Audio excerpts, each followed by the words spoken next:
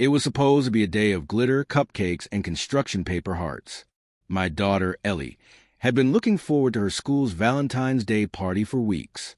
She'd spent the entire week before carefully selecting which store-bought cards to give her classmates, eventually settling on sparkly kittens with puns like, "You're perfect." She even asked her dad to help her write out a few of the names. My husband, Mark, rarely said no to her, so when she insisted that both of us come to the party, because all the kids are bringing their mommy and daddy, we rearranged our schedules. Mark grumbled a little, but ultimately agreed. I remember thinking, as I curled Ellie's hair that morning, how lucky we were. How safe. I was wrong. The classroom was chaos in the best way. Pink streamers drooped from the ceiling. The scent of sugar hung thick in the air, and small chairs forced adults into uncomfortable postures as they complimented handmade valentines and half-melted chocolate hearts. Ellie bounced between her friends, flushed with excitement. Mark and I stood by the refreshment table, awkwardly sipping juice boxes and laughing quietly at the kids' antics. Then, the teacher asked each student to share their Valentine hero, someone they loved the most. I expected Ellie to say me or her dad, or even her grandma, but instead, she stood proudly in front of her classmates, holding up a heart-shaped paper covered in pink crayon and glitter. "My Valentine hero," she said cheerfully, "is Daddy's special friend, Miss Candace. She makes him smile a lot when they have lunch together in his car." The room fell silent. The teacher, Mrs. Kramer, blinked rapidly. A few parents glanced over at us. One mom actually gasped. Ellie, oblivious to the chaos she'd unleashed, kept going. "She has pretty nails and gives Daddy kisses on the cheek, and she smells like strawberries. Daddy says she's just a friend, but he sees her more than Mommy." I froze. My juice box slipped from my hand. Mark looked like someone had kicked him in the chest. His smile was gone. His face was a shade of cold ash. "Ellie," he said quickly, voice tight, "that's enough. But I didn't get to tell them about the necklace she gave you." "That's enough, Ellie." The teacher stepped in, tried to regain control of the classroom, but the damage was done. Whispers. Eyes. The slow, dawning understanding. I left before the cupcakes were served. Later that night, when Mark tried to explain, his words came in stammers. That she was just a co-worker. That it wasn't serious. That nothing happened, which, of course, was a lie Ellie had already disproven with the casual honesty only a child can manage. He tried to blame Ellie's imagination. But kids don't imagine lipstick on collars or hidden lunch breaks in parking lots. They don't invent strawberry perfume on the passenger seat. I didn't scream. I didn't throw things. I simply packed a bag, told Ellie we were going to grandma's, and walked out the door.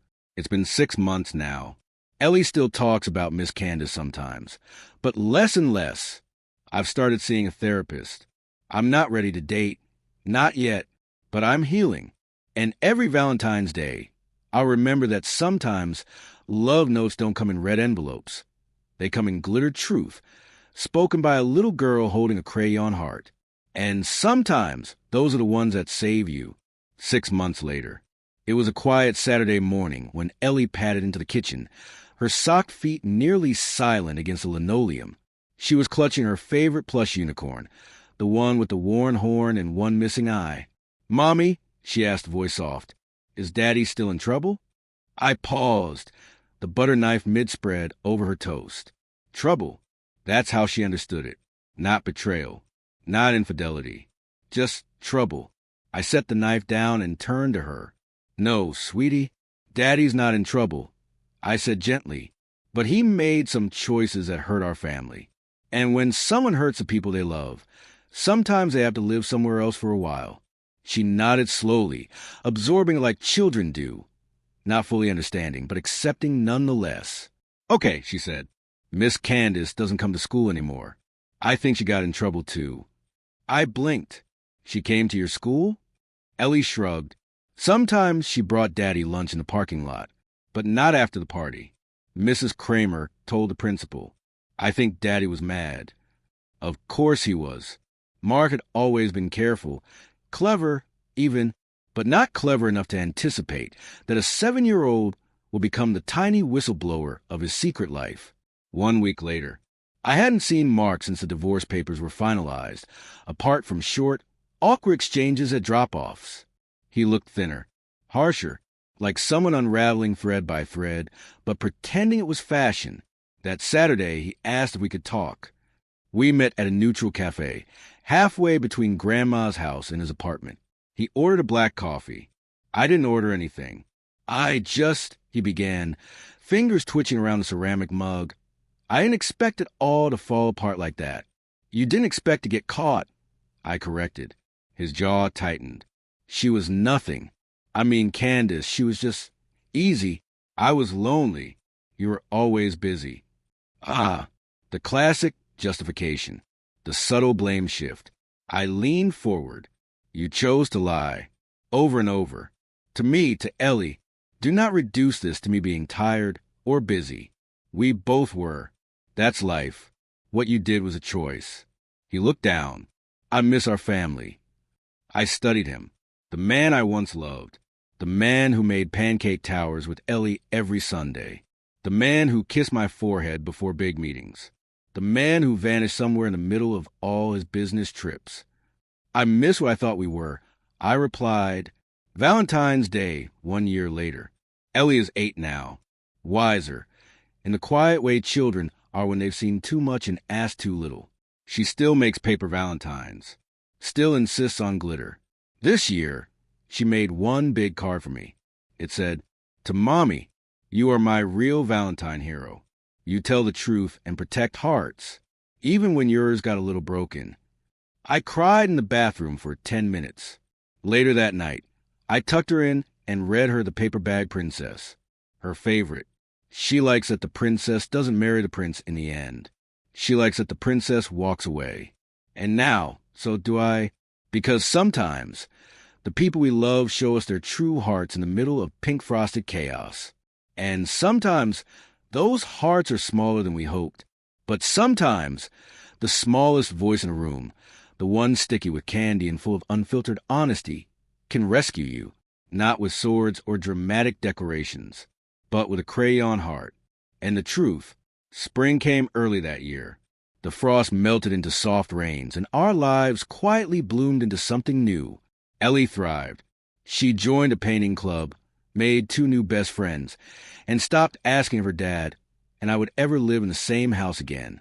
She didn't need the answer. She already knew. As for me, I started to breathe again. Real breaths. The kind that fill your lungs, not just enough to survive, but enough to feel. I went back to work part-time. I repainted the living room. I cut my hair. Small rebellions. Quiet declarations that I was still here, still whole, maybe even stronger now.